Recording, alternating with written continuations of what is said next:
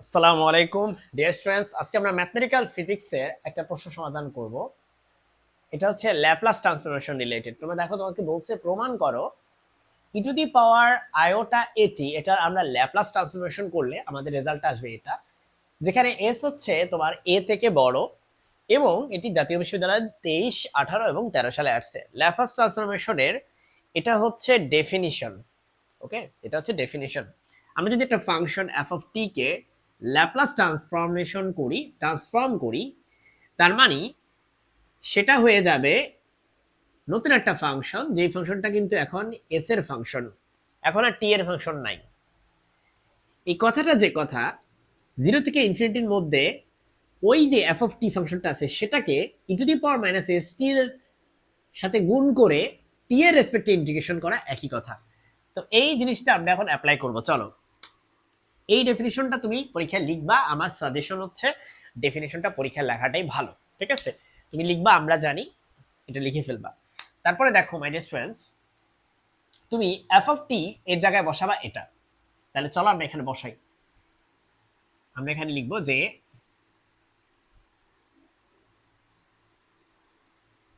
এইভাবে, তাই না?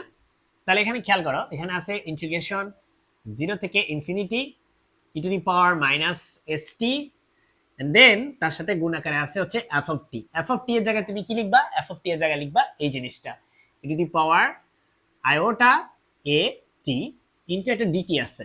ঠিক আছে, এই জন্য বলছি তুমি হচ্ছে ডেফিনেশনটা লিখবা, এটা লেখাটাই তোমার জন্য ভালো। আমি মনে করি তুমি যদি ডেফিনেশন লেখো তাহলে তোমার ভুল হওয়ার চান্স খুব কম। ঠিক আছে, তো এখন তুমি এই দুটাকে গুণ করো, ই টু দি পাওয়ার এই দুটাকে গুণ করো। তোমরা জানো e to the power minus s t আর e to the power iota a t, দুইটা গুণ করলে এটা হবে e to the power minus s t plus iota a t. যদি আমরা টি কমন নেই, মাইনাস টি কমন নিই, লেটস সে মাইনাস আর একটা টি কমন নিছি, তাহলে এখানে থাকে মাইনাস, তো কমন হয়ে গেছে, তাহলে শুধু এস থাকে। আর এখানে মাইনাস দিয়ে নিছো, তাই এখানে মাইনাস হবে একটা, কারণ এই মাইনাসে মাইনাসে গুণ করলে হবে প্লাস আয়োটা ইন্টু এ, কারণ টি কিন্তু কমন নিয়ে নিছি আমরা। সো আমরা এই জায়গা থেকে আমরা এটা পাই, এবং আমি কিন্তু এটা দেখাইছি, তুমি চাইলে এই জিনিসটাকে এখানে দেখাইতে পারো। ঠিক আছে, তা আমি চাচ্ছি না এত লাইন লিখতে আমরা, সেজন্য আমি এখানে সংক্ষেপে লিখবো এটা e to the power minus s, bracket হবে অবশ্যই, s minus iota a into t. তোমরা আয়োটা নিশ্চয়ই জানো, তাই আর আমি সেটা নিয়ে বেশি কথা বলবো না। ঠিক আছে, আয়োটা হচ্ছে কাল্পনিক সংখ্যা বোঝায়, তাই না, ইমাজিনারি নাম্বার। এবার এই ইন্টিগ্রেশনের রেজাল্ট কি? ও, আমি একটা ডিটি মিস করছি। দেখো, এই ইন্টিগ্রেশন কে পারো না? অবশ্যই তোমরা পারো, তাই না? তোমরা জানো যে e to the power m x এর ইন্টিগ্রেশন হচ্ছে e to the power m x divided by m, তাই না, প্লাস একটা integration constant divided by M.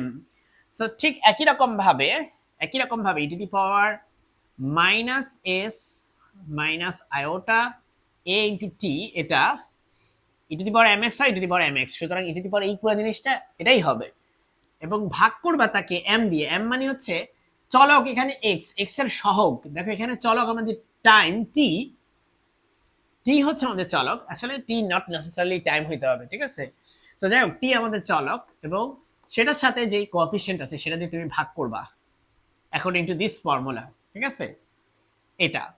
আর ইন্টিগ্রেশনটা তোমার হইছে জিরো থেকে ইনফিনিটির মধ্যে, সেটা তুমি লিখে ফেলবা।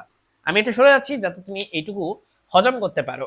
ঠিক আছে, এখন মাই ডিয়ার স্টুডেন্টস, আমাদের নেক্সট যে কাজ সেটা হচ্ছে আমরা এখন লিমিট বসাবো। দেখো, আমি যদি প্রথমে এখানে লিমিট বসাই টি এর জায়গায়, এটা তো টি এর লিমিট, যদি আমি এখানে ইনফিনিটি বসাই, আমরা জানি এটা হয়ে যাবে e to the power minus, দেখো এখানে আছে এস মাইনাস আয়োটা এ, তার সাথে ইনফিনিটি দিয়ে গুণ করলে, এটা যাই হোক না কেন ইনফিনিটি দিয়ে গুণ করলে এটা ইনফিনিটি হয়ে যাবে। সো বেসিক্যালি এটা হবে ইনফিনিটি। নিচে থাকে এই জিনিসটা মাইনাস এস মাইনাস আয়োটা এ। ওকে, আমরা জানি আপার লিমিট বসানোর পরে লোয়ার লিমিট বসানোর আগে একটা মাইনাস দিতে হয়। লোয়ার লিমিট হচ্ছে আমার জিরো, আমি এখানে টি এর জায়গায় জিরো বসাও, জিরো বসালে উপরে ই টু দি পাওয়ার কত হয়ে যাবে? E to the power minus minus এই জিনিসটা s minus iota a into zero. আর আমরা জানি কোনো কিছুর সাথে জিরো দিয়ে গুণ করলে সেটা জিরোই হয়, অর্থাৎ এটা হবে জিরো। মাইনাস মাইনাস তো মাইনাস জিরো আর প্লাস জিরো কি, মাইনাস জিরো যে কথা প্লাস জিরো একই কথা, তাই না? ডিভাইডেড বাই এই পুরো জিনিসটা, সেটা হচ্ছে মাইনাস এস মাইনাস আয়োটা এ। ব্যাস, এখন তোমরা জানো মাই ডিয়ার স্টুডেন্ট, নিশ্চয়ই তোমরা জানো e to the power minus infinity হচ্ছে বেসিক্যালি 0।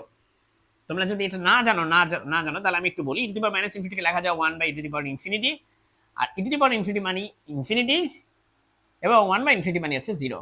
সো এই সেন্সে এটাকে তুমি 0 বলতে পারো। এই পার্টটা পুরোটা বাদ, এই মাইনাস আর এই মাইনাস মিলে হবে হচ্ছে প্লাস। ই টু দি পাওয়ার 0 মানে হচ্ছে 1, ই টু দি পাওয়ার 0 মানে 1, আর নিচে আমার থাকে তাহলে s মাইনাস আয়োটা a, অর্থাৎ 1 divided by s minus iota a। এটাই হচ্ছে আমাকে প্রমাণ করতে বলছিল, সো আমি লিখবো হচ্ছে প্রুভড। ঠিক আছে, আশা করি বুঝতে পারছো ডিয়ার স্টুডেন্টস। আমি এখন সরে যাচ্ছি যাতে তোমরা পুরোটা দেখতে পারো। এর মধ্যে দিয়ে আমাদের ভিডিও শেষ হয়ে যাচ্ছে। আসসালামু আলাইকুম।